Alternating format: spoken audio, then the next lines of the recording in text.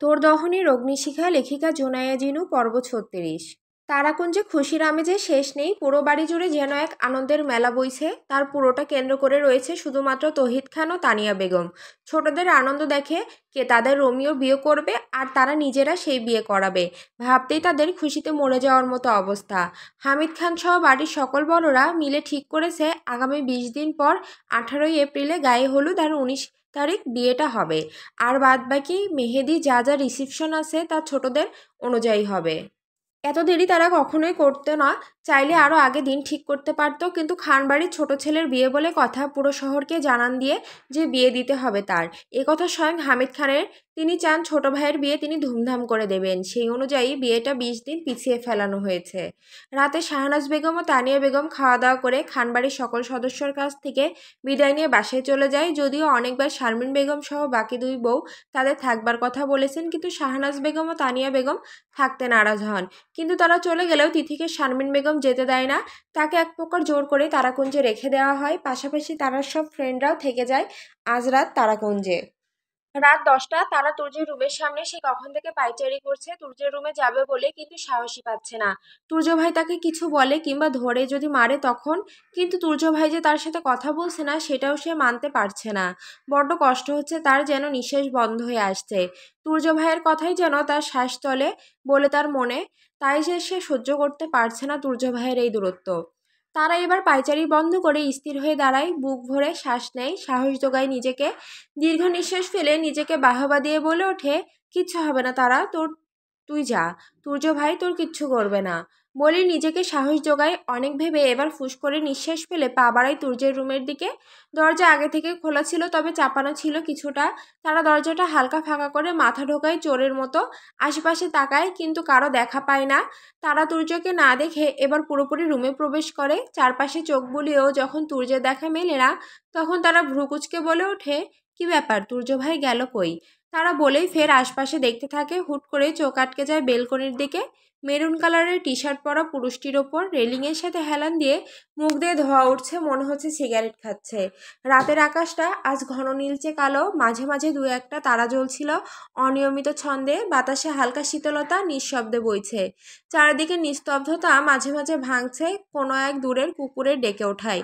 বেলকনিতে দাঁড়িয়ে থাকা তুর্যের হাতে ধরা সিগারেটটা থেকে ধোঁয়া উঠছে। ধীরে ধীরে একটা ধোঁয়ার পাকানো স্রোত যেন আকাশে মিশে গিয়ে হারিয়ে যাচ্ছে।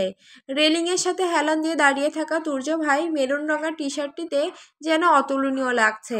বাতাসের দরুন ছোট ছোট চুলগুলো এলোমেলো হয়ে যাচ্ছে বারংবার। নিঃশব্দে জ্বলতে থাকা সিগারেটে পরপর দু একটা টান দিচ্ছে তুর্য ভাই। তারা কি ভেবে ধীর পায়ে এগিয়ে আসে তুর্যের দিকে। কিছু পা এগোতেই তারা তুর্যের কাছে এসে থামে, পেছন থেকে পরখ করছে তুর্যকে। তুর্য আকাশপানে তাকে সিগারেটে ঠোঁট বসাতে ব্যস্ত। তখন কিছু সময় পার হয় এভাবেই। হালকা বাতাস এসে ঝামটা মারে তুর্য তারার মুখে। তুর্য সিগারেটে টান দিয়ে নাক মুখ দিয়ে ধোঁয়া ছেড়ে ধীর কণ্ঠে বলে ওঠে, এখানে কেন এসেছিস, কি চাই তোর? তুর্যের কথায় তারা যায় থমকে। তুর্য ভাই তো উল্টো পাশ ফিরে আছে, তাহলে তার উপস্থিতি বুঝলো কি করে? সে তো কোনো আওয়াজ করেনি, তাহলে ভেবে পায় না তারা কেউ না দেখে বুঝি মানুষের উপস্থিতি বুঝতে পারে। তারা বিস্ময়কর চোখে তাকিয়ে আছে তুর্যের পানে। তুর্য তারার উত্তর পাচ্ছে না দেখে সিগারেটের শেষ টান দিয়ে সেটা রোজকার অভ্যেস অনুযায়ী নিচে ফেলে পা দিয়ে পিষে ফেলে ধোঁয়া বের করে নাক মুখ দিয়ে বাতাসে উড়িয়ে দেয়। তারার পানে ফিরে তাকিয়ে শান্ত মেজাজে বলে ওঠে, কি হলো, কথা বলছিস না কেন? সূর্যের এই শান্ত মেজাজের কথাখানা যেন আগুনে লাভার মতো ছিল তার কাছে। তারা ভয়ে নাজেহাল অবস্থা। নাচতে নাচতে তো এসেছিল, কিন্তু এখন কি হবে? বাঘের গুহায় এসে যে নিজে হাজির হয়েছে, এবার বাঘ যে তাকে আক্রমণ করবেই ভাবতে তার গা শিউরে ওঠে। সূর্যের রাগ হয় এবার। তার চুপ থাকা বরাবরই একদম পছন্দ নয়, তার উপর তারার চুপ থাকা। তা দেখে সূর্য এবার রাম ধমক দিয়ে বলে ওঠে, কি হলো, কথা না বলে এখানে এমন মূর্তির মতো দাঁড়িয়ে কেন আছিস রাবিশ?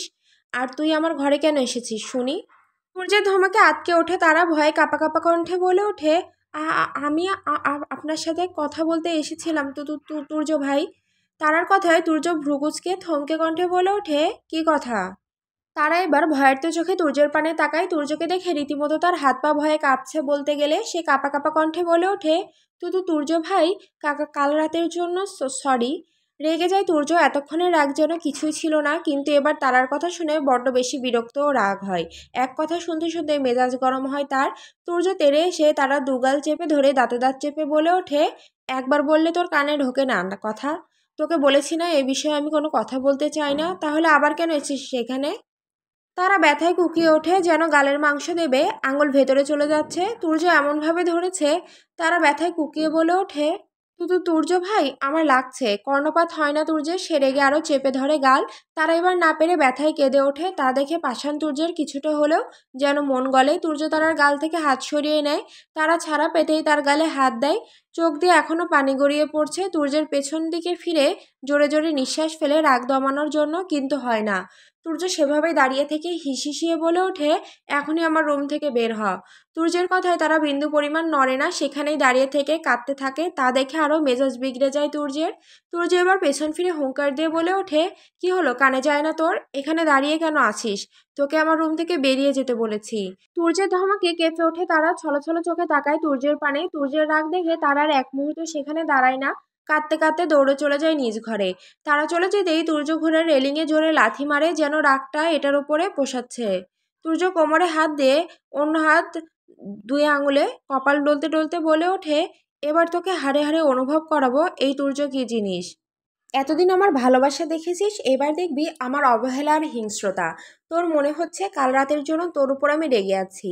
আমার রাগটা সেখানে নয়, আমার রাগটা এখানে। তুই বারবার কাল রাতের কথা বলে এটা বোঝাতে চাচ্ছিস যে কাল রাতে আমি তোকে ভোগ করতে পারিনি দেখে রেগে আছি। যদি তোর শরীরেই আমার প্রয়োজন ছিল, তাহলে 14 বছর কেন আমি তোর পিছনে পড়ে আছি? এই মেহেরাজ খান তুর্য চাইলে হাজারটা বেশ্যাকে তার বেড পার্টনার করতে পারে। তার জন্য আলাদা করে তোকে প্রয়োজন পড়বে না আমার। আফটার অল তোর যা আছে সেটা একজন বাজারের বেশ্যারও রয়েছে, তাই না? কিন্তু আমার তার প্রয়োজন পড়েনি, আমার প্রয়োজন তোকে। আর তুই বারবার আমার ভালোবাসাটাকে ছোট করে গেছিস। প্রতিবার বারংবার তুই এটা বোঝাতে চাচ্ছিস যে তোর শরীরটা পাইনি বলে আমি রেগে আছি। আমার ভালোবাসাটুকু তোর চোখে আজ অবধি চোখে পড়লো না তোর। বলেই তাচ্ছিলের হাসি হাসে তুর্য। ধীরে ধীরে পেছনে ফিরে যায় তুর্য। চোখে কেমন এক শূন্যতা, ভেতরে সমস্ত রাগ অভিমান আর ভালোবাসা মিলেমিশে এখন এক গভীর বিষাদ।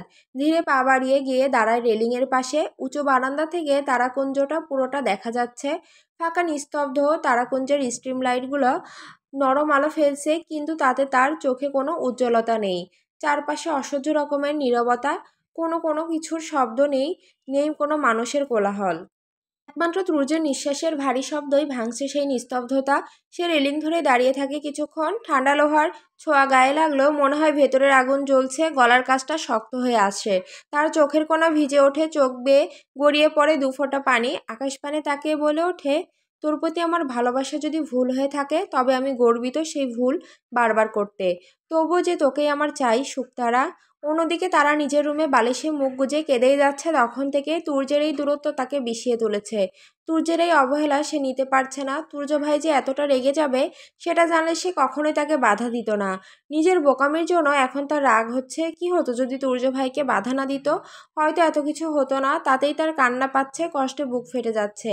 মাথায় শুধু একটা কথাই চলছে, কি করে ভাঙাবে তুর্য ভাইয়ের রাগ সে। তুর্য ভাইয়ের দূরত্ব যে সে একদম সহ্য করতে পারে না।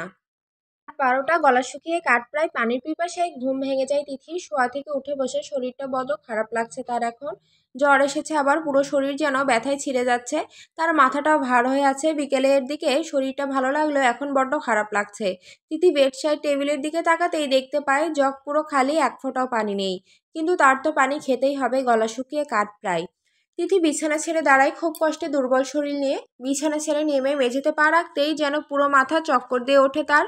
মাথায় হাত দিয়ে নিজেকে পড়া থেকে কন্ট্রোল করে নেয় তিথি বহু কষ্টে। আশেপাশে একবার তাকিয়ে টেবিল থেকে জগটা নিয়ে দুর্বল শরীর নিয়ে হাঁটা দেয় ড্রয়িং রুমের উদ্দেশ্যে। শরীর দুর্বল থাকায় এক প্রকার খুব সাবধানে নিচে নামে, সিঁড়ির রেলিং ধরে ধরে। ড্রয়িং রুম পুরোটা জুড়ে কেবলমাত্র অন্ধকার আর অন্ধকার। তিথি নিচে নেমে আগে গিয়ে রান্নাঘরের লাইট অন করে দেয়। মুহূর্তে পুরো রান্নাঘর আলোকৃত হয়ে যায়, সাথে ড্রয়িং রুমের কিছুটা আলোর দেখা মিলে।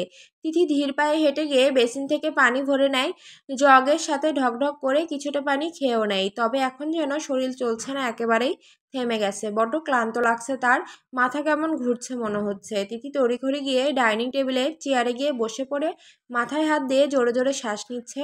মাথায় এই অসহ্য ঘোরানিটা তার মোটেও সহ্য হচ্ছে না। তিথি বেশ কিছু সময় সেখানে বসে থাকে। মাথা ঘোরানোটা একটু বন্ধ হলে তিথি আস্তে আস্তে উঠে দাঁড়িয়ে পড়ে জগ হাতে নিয়ে। কিছু পর যেতেই মাথা ঘুরে ওঠে, তার পড়ে যেতে নিলে একজোড়া শক্ত হাত তাকে আটকে ধরে, সাথে সাথে পড়ে যায় পানির জগখানা। মুহূর্তে সেটা ভেঙে পানি গড়িয়ে পড়ে পুরো ড্রয়িং রুমে।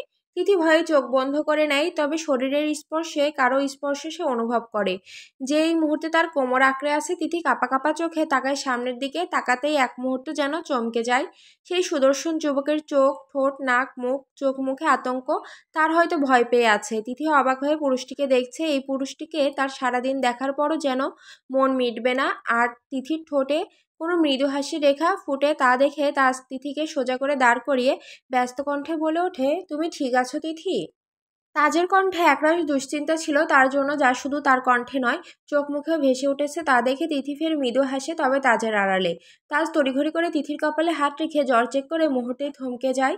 তিথি এক মুহূর্তের জন্য থমকে যায়, শরীরে যেন কাঁপতে শুরু করে হালকা করে। তবে সেটা ঠান্ডাই নয়, তাজের স্পর্শে। তাজের আঙুলের নরম ছোঁয়া কপালের চুল সরিয়ে যখন কপালে গিয়ে ঠেকে, তিথির হৃদস্পন্দন যেন এক লাফে বেড়ে যায়।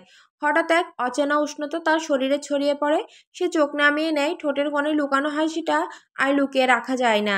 একটু একটু করে সেটা ছড়িয়ে পড়ে পুরো মুখে। তার ভালোবাসার মানুষটি আজ তাকে নিজ থেকে স্পর্শ করেছে। ভাবতেই তার আনন্দে মরে যেতে ইচ্ছে করছে। তাজ তাকে কিছু বলছে, কিন্তু সে কথাগুলো যেন তার কানে পৌঁছালো না, যেন আটকে গেছে অনেক আগেই। তার কান দুহাত দিয়ে যেন তাজের বার্তাগুলোকে বাধা দিচ্ছে, তার কথাগুলোকে। তাজ কি বলল কিছুই তার কানে গেল না। হুট করে তার মনে হলো সে শূন্যে ভাসছে। তিথি ঘর থেকে বেরিয়ে এসে যখন উপরের দিকে তাকাবে, তখন তাজের মুখ দেখতে পায়, তাজের স্পর্শ সে টের পায়। এবার চোখ ঘুরিয়ে নিচে তাকাতে খেয়াল করে তাজ তাকে কোলে নিয়ে সিঁড়ি পার হচ্ছে। তিথি ফের চোখ তুলে তাকায় তাজের দিকে। মুগ্ধ করা দৃষ্টিতে তিথির হৃদয় যেন থেমে গিয়ে আবার নতুন করে চলা শুরু করে। বুকের ভিতর একটা মোচড়, যেন আনন্দের সাথে কষ্টও মিশে আছে। তাজের বাহুতে নিজেকে আবিষ্কার করেছে। তাজের কোলে ভেসে চলা প্রতিটি ধাপ তিথির মনে স্থির হয়ে বসে যাচ্ছে যেন চিরদিনের জন্য। তিথি অবাক হয়ে শুধু তাজকে দেখতে ব্যস্ত। এর মাঝে যে কখন তারা রুমে চলে এসেছে কে জানে। তাজ তিথিকে বেডে বসিয়ে দেয়। বেডে বসাতেই তিথির ধ্যান ভাঙে, তার শরীর থেকে মিলিয়ে গেছে তাজের স্পর্শ। তিথি চোখ তুলে তাকায় তাজের পানে। তাজ তা দেখে বলে ওঠে, কিছু লাগলে ডাক দিও, একা একা বের হইও না। তোমার শরীর ভালো নেই, এখন আসছি। আমি কিছু প্রয়োজন পড়লে বলবে আমায়। বলেই যেই চলে যেতে নেবে, তখনই তিথি ধীর কণ্ঠে বলে ওঠে, এত দূরত্ব কেন আমাদের তাজ ভাইয়া? আমায় কেন ভালোবাসা যায় না? থমকে যায় তাজ, পায়ের কদম আর এগোতে সাহস পায় না, থেমে যায় সেখানেই। তাজ পেছন ফিরে তাকায়। তিথি চাতক পাখি নেয়, তাই উত্তরের অপেক্ষায় চেয়ে আছে। তাজ কিছু সময় তিথির পানে তাকিয়ে ধীর কণ্ঠে বলে ওঠে, কেন পাগলামি করছো তিথি? তোমার আর আমার বয়স দেখেছো তুমি? তুমি এখনো ছোট। এসবের চক্করে তুমি তোমার পড়াশোনাটা নষ্ট করছো।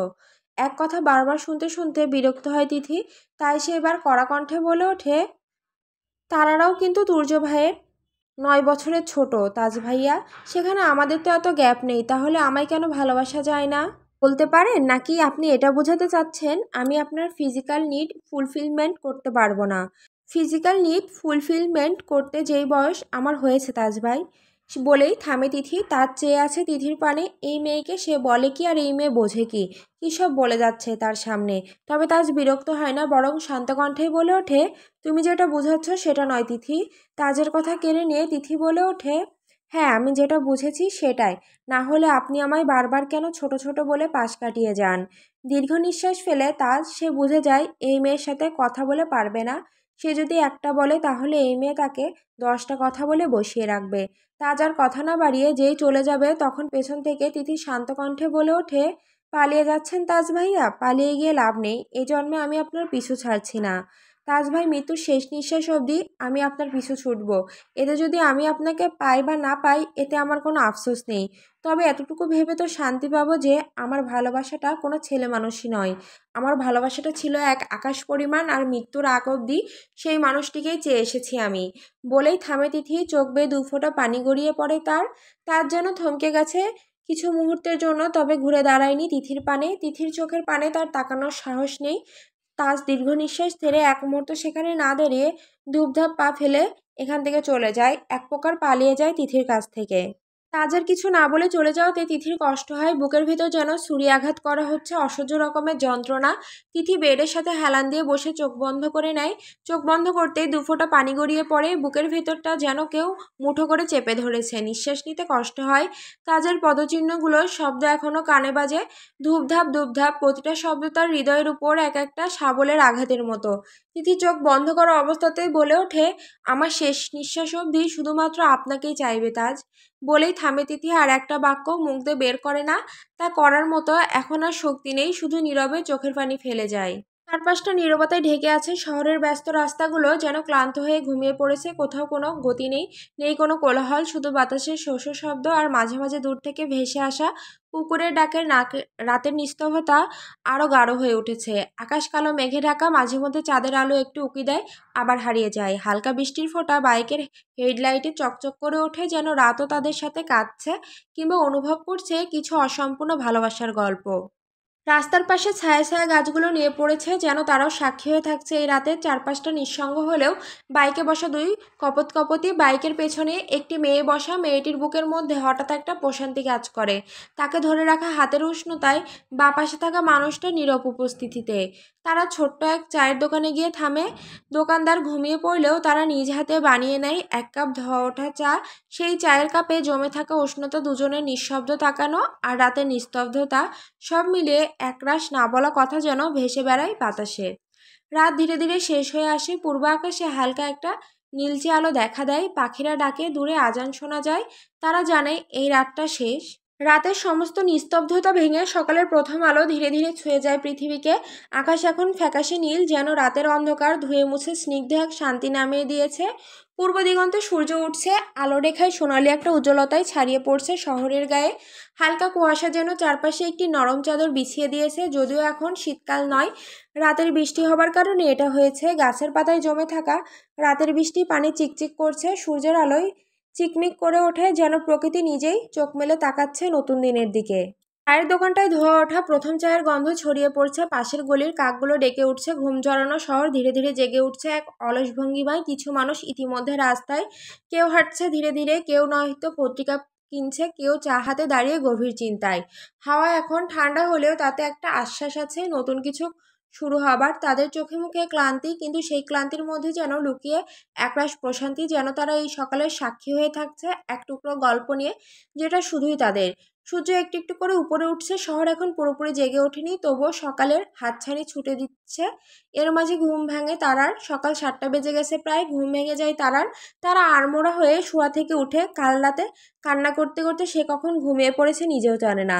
দেয়াল ঘড়ির দিকে তাকাতেই দেখতে পায় 7টা বাজে। আজকেও নামাজ মিস তার, কয়েকদিন ধরে নিয়মিত নামাজ পড়া হয় না বললেই চলে। সারাদিন এটা ওটা করে বেড়াবার সময় হলেও যেন তার নামাজের সময় হয় না। বিরক্ত হয় নিজের উপর, সব কিছুর মাঝে শুধু শুধু তার নামাজগুলো সে মিস করছে। আর এরকম করা যাবে না, জোহরের নামাজ থেকে সবগুলো নামাজ আদায় করতে হবে তার। ভেবেই সে উঠে দাঁড়ায় বিছানা ছেড়ে, খোলা চুলগুলো হাত খোপা করে কোনো রকম সেটা বাঁধে। আয়নার সামনে একবার নিজেকে পরখ করে, পুরো মুখ তৈলাক্ত হয়ে আছে, কি বিশ্রী দেখাচ্ছে তাকে। ঘুমে চোখ মুখ ফুলে গেছে, তৈলাক্তের কারণে মুখটা কালো হয়ে আছে কিছুটা। তারা বিরক্ত হয়ে মুখ দিয়ে চ শব্দ বের করে ওয়াশরুমের দিকে হাঁটা দেয়। এই এক সমস্যা তার রোজকারের, এই নিয়ে সে আর পারে না। এখন মুখটাকে আরও ভালো করে ক্লিন করতে হবে ভেবেই চলে যায় ওয়াশরুমে। তারাকুঞ্জ এখন 3 কর্ত্রী ছাড়া সকলেই নিজ ঘরে, কেউ কেউ উঠেছে তো কেউ কেউ ঘুমাচ্ছে। আজ আর কেউ বাড়ি থেকে কোথাও বের যাবে না, বাসায় থাকবে তারা, যেহেতু তারা সব ফ্রেন্ডরা বাসায় আছে আজ, তাই ছোটরাও সবাই বাসায় থাকবে। আর বাড়ির 4 কর্তা চলে যাবে অফিসে, তাজ তুর্য আজও যাবে না, বাসাতেই থাকবে। তবে তাদের বিষয়টা কিছুটা ভিন্ন, তারা থাকবে নিজেদের কিছু কাজের জন্য, কারণ ওদের মতে বাকিদের মতো এত ফালতু সময় নেই এত। আর এসব শুধুমাত্র তাদের কাছে ছেলে মানুষই ছাড়া আর কিছুই না। বড়রা সকলে নাস্তা করে চলে গেছে অফিসে, বাড়ির 4 কর্তা চলে যাবেন। বাড়ির 3 কর্ত্রী হাফ ছেড়ে বাঁচা, এখন আর তাদের কোনো ঝামেলা নেই। ছোটদের জন্য রান্না বান্না কাজগুলো না হয় আস্তে আস্তে করবে দুপুরে, এখন তারা একটু রেস্ট নেবে। 11টার দিকে আসবে রান্নাঘরে। আপাতত তাদের আর কোনো কাজ নেই, একটু পর দেখা যাবে ছোটরা সবগুলো এসে ড্রয়িং রুম দখল করে নিয়েছে। তাদের তো আর ছোটদের সাথে থেকে লাভ নেই, ছোটরা তাদের মতো করে মজা করবে, সেখানে তারা শুধু শুধু কাবাব মেয়ে হাড্ডি হতে চায় না। তাই তারা টেবিলে সকলের খাবার গুছিয়ে রেখে চলে যায় নিজেদের রুমে।